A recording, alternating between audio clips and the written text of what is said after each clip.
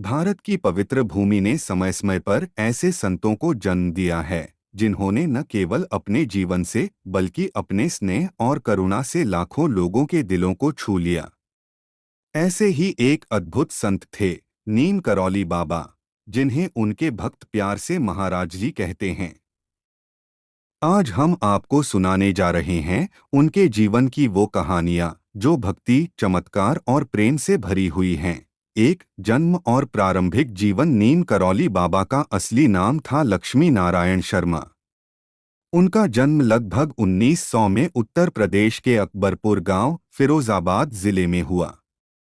बचपन से ही उनमें आध्यात्मिकता के लक्षण दिखाई देने लगे थे।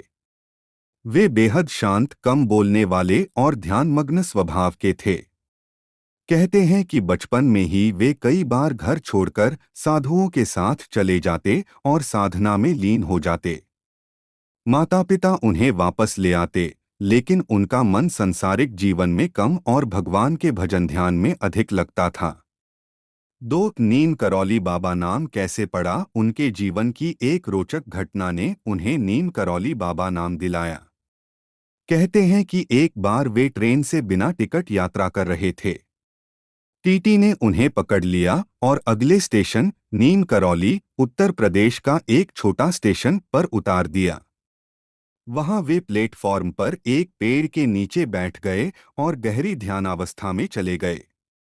जब तक वे वहां बैठे रहे, स्टेशन मास्टर और टीटी की कोई भी कोशिश ट्रेन को आगे बढ़ाने में सफल नहीं हुई।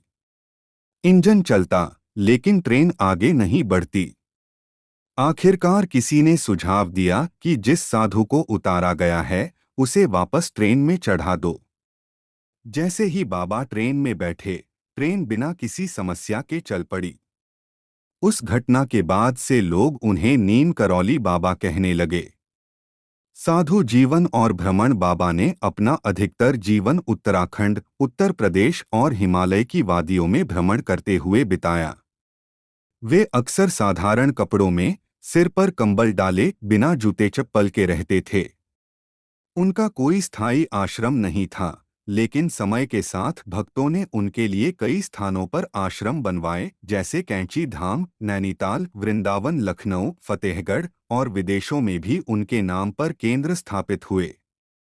प्रमुख चमत्कार। नीम करौली बाबा को लोग चमत्कारी बाबा मानते थे, लेकिन वे स्वयं कहते थे चमत्कार कुछ नहीं, सब भगवान की लीला है। कुछ प्रसिद्ध घटनाएं। बीमारियों का इलाज। कई लोगों का कहना है कि बाबा के आशीर्वाद से असाध्य रोग भी ठीक हो जाते थे।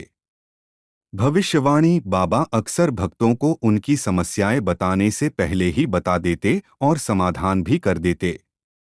अनंत रूप। कुछ भक्तों का अनुभव था कि बाबा एक ही समय में अलग अलग स्थानों पर दिखाई देते थे।